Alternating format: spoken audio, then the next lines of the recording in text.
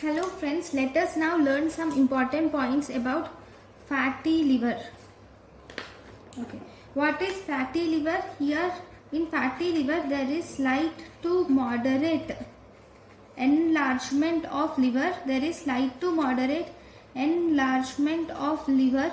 Why is there enlargement of liver? Due to accumulation of fat. Because of accumulation of fat, there is slight to moderate enlargement of liver. So mostly the triglycerides, here triglycerides are accumulated in the hepatocytes, thus resulting in fatty liver. So this fatty liver is actually of two types. Fatty liver is of two types. One, we have macrovesicular fatty liver. Second, we have microvesicular fatty liver. In macrovesicular fatty liver, this is the hepatocytes. The whole fat is filled completely. It has completely filled the cell. Whereas in microvesicular fatty liver, the triglyceride is only filled in one part of the cell. It is hepatocyte. Okay. Now let us learn the causes of macrovesicular fatty liver and microvesicular fatty liver. First, macrovesicular fatty liver. Macrovesicular fatty liver occurs due to obesity. It occurs due to drugs like amiodarone. It occurs due to obesity. Occurs due to drugs like amiodarone, tamoxifen. Okay, it occurs due to estrogen. Then glucocorticoids. It occurs due to amiodarone, tamoxifen, estrogen, and glucocorticoids. Then it occurs due to insulin resistance. Then it occurs due to alcohol, protein energy malnutrition, starvation, and Wilson's disease.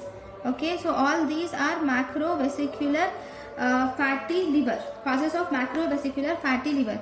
Then microvesicular fatty liver occurs in Reye syndrome. It occurs in acute fatty liver of pregnancy. Microvesicular fatty liver occurs in Reye syndrome, acute fatty liver of pregnancy. Then it occurs due to drugs like valproic acid, and tetracycline.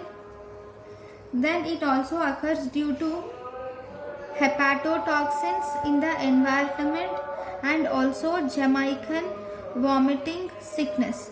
So these are the causes of microvesicular fatty liver and macrovesicular fatty liver. Okay.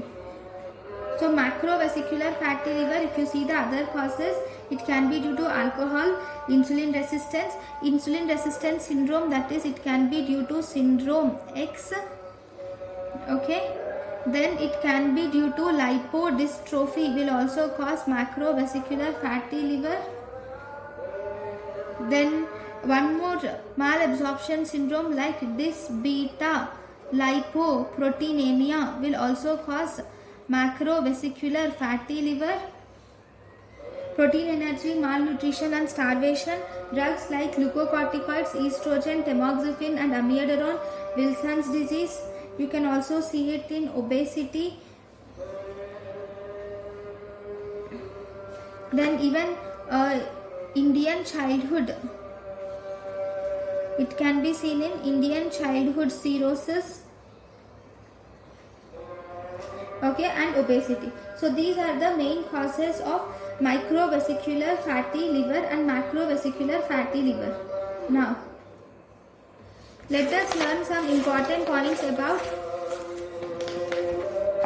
There is one entity which is called as non-alcoholic steatohepatitis. So what do you see in non-alcoholic steatohepatitis? Here there is no alcohol,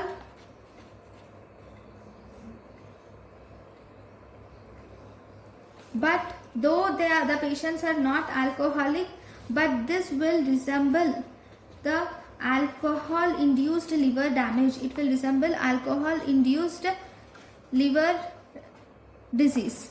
Okay, so this non-alcoholic steatohepatitis is an intermediate form of liver damage. It is an intermediate form of liver damage. And then here the the etiological factors of non-alcoholic fatty liver disease include diabetes mellitus. It occurs in setting of obesity. It occurs in setting of hypertriglyceridemia. In hypertriglyceridemia, obesity and diabetes mellitus, you can see this non-alcoholic steatohepatitis, and even 70% of the cases are chronic hepatitis. These patients, 70% of the patients are chronic hepatitis. And if you see, if you were asked what is the most common cause of cryptogenic cirrhosis, the most common cause of cryptogenic cirrhosis is idiopathic. The most common cause of cryptogenic cirrhosis is idiopathic, is the most common cause. Now,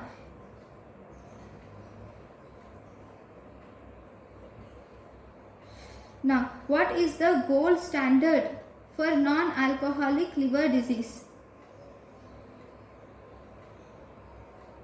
Okay, before we go into the diagnosis, now let us now learn about the conditions associated with it.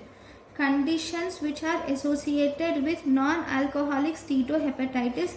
One, they are diabetes mellitus, triglyceridemia, hypertriglyceridemia, which is nothing but dyslipidemia, and insulin resistance.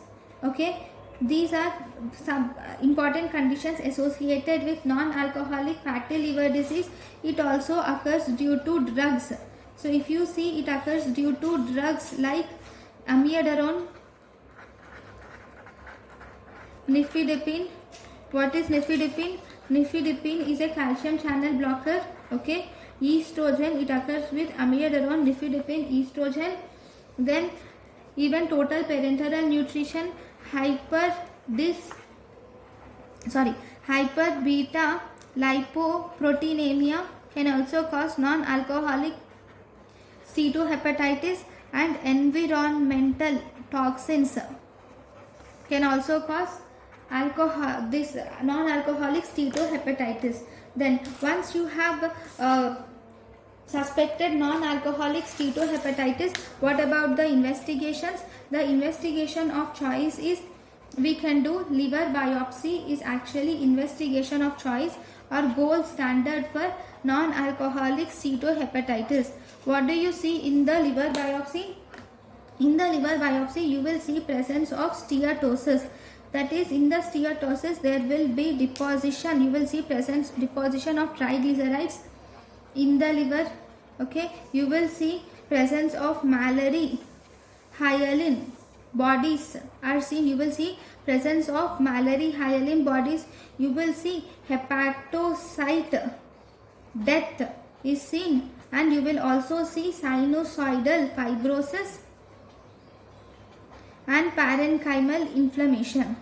So in liver biopsy, you will see steatosis, deposition of triglycerides in liver, Mallory hyaline bodies, hepatocyte death, sinusoidal fibrosis and parenchymal inflammation are seen.